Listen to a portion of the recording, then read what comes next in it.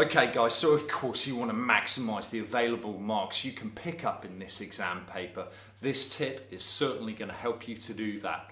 However, I really do suggest that you practice this in your mock exam first, make sure it works for you, and then do it in your real exam. So let's just talk about the structure of the paper before we get into what this hot tip is, which is really going to help you improve your grades. Well, if you think about the structure of the paper, you've got section A, you're told to spend about 35 to 40 minutes on that, and the rest of the time, so 75 to 80 minutes on section B.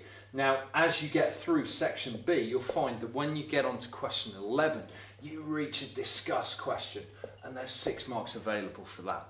Then, once you've done that one, you've got an 8-mark analyse question, 8 marks available there. And then you're into question 13. What have you got next? Well, you've got a 10-mark assess question. Then, let's finish this up big and bold here with a 12-marker, okay, on an evaluate-based concept, okay? So you can see that overall, these last 4 questions are absolutely huge. Adding these up, we reach 36 marks. 36 marks. That is well over a third of your final exam paper come down to those last 4 questions. Now, if you lose track of time in the exam, if your exam management goes out of the window, well, you're unlikely to get onto question 13 and 14 in particular. You might get through these 2, but you find you run out of time.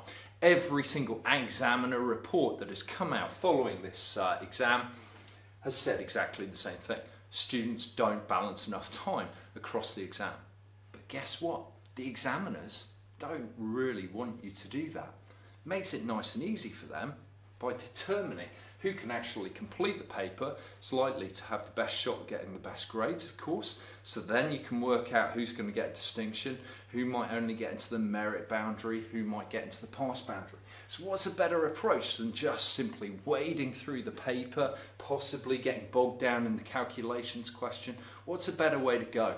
Well, take a look at this, and I really do suggest if you want to do this, you practice it in a mock exam first, then do it in your real exam. It's too risky just going straight for it, all guns blazing in your full exam. So, start with section B. Start with section B and allocate an absolute minimum of 80 minutes timing-wise to that.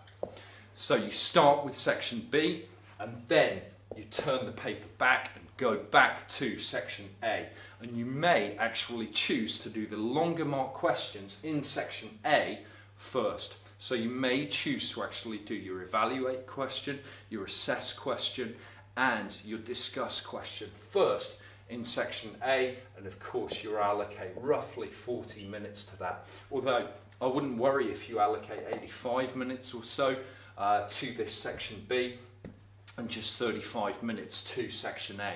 But you've got to make sure you manage and organise your paper. So try it out. If you've got a mock exam coming up, see how that goes. But I guarantee that will help you to get through those questions and then focus on those longer questions in section A.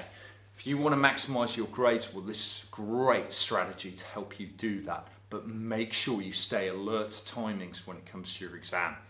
Hope that's been helpful. I know it has been. All right, see you next time.